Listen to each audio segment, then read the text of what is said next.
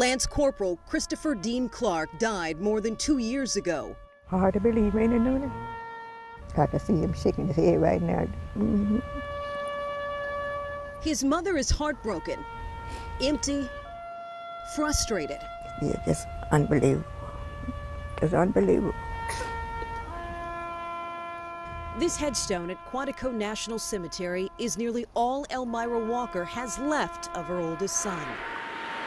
He always been sort of like a caretaker for me. So Chris, he had a special, really special place in my heart, you know, because he always sort of been there.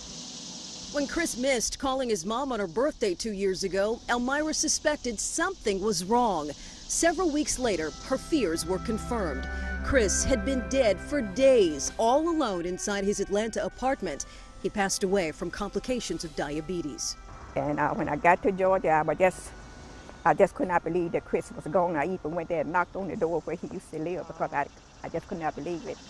There just was so much of his presence there, you know, in the house. You know, it just felt just like he was still there. With the help of her other sons, Elmira packed Chris's belongings into his truck. She planned to bring it all back here to D.C. to sort it out. A painful process that should have been fairly simple, but it wasn't. Instead of unpacking pictures and memories of Chris, she got hit with one frustration after another. Chris's truck, with all of his stuff inside, got repossessed.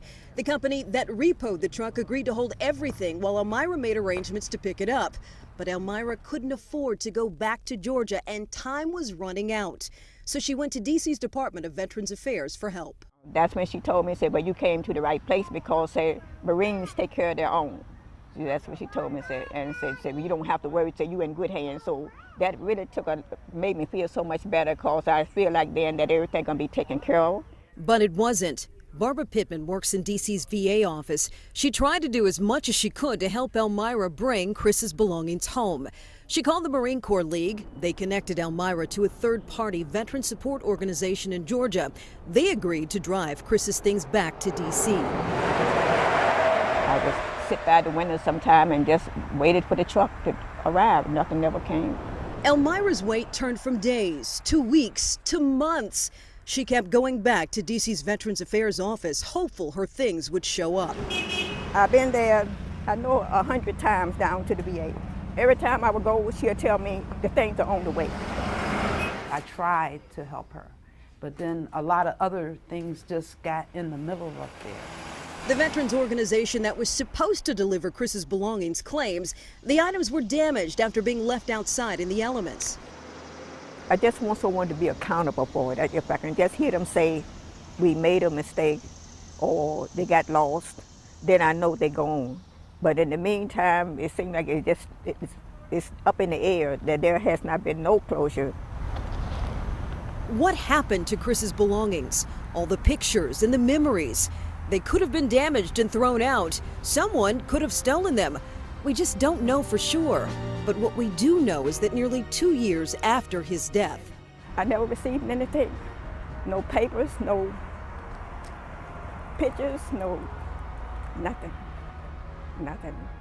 Frustrated, empty, heartbroken. All she has left of her firstborn son is a headstone, the American flag from his funeral, a letter of appreciation from President Obama, and a football jersey she found in his apartment. He did it with his pride and joy because this looked like it was right there so I could see it when I came there to the house, and so I took this. So this really, really special for me right here. So I keep it all the time. And what does it say on the back? It says Semper Fi on the back. Semper Fi, the Marine motto for always faithful. He always depended on me to do the right thing. So in my heart and my mind, I'm doing this for him, and not only for him, but for others, you know, speaking on behalf of other mothers too, that, you know, that lost their children too.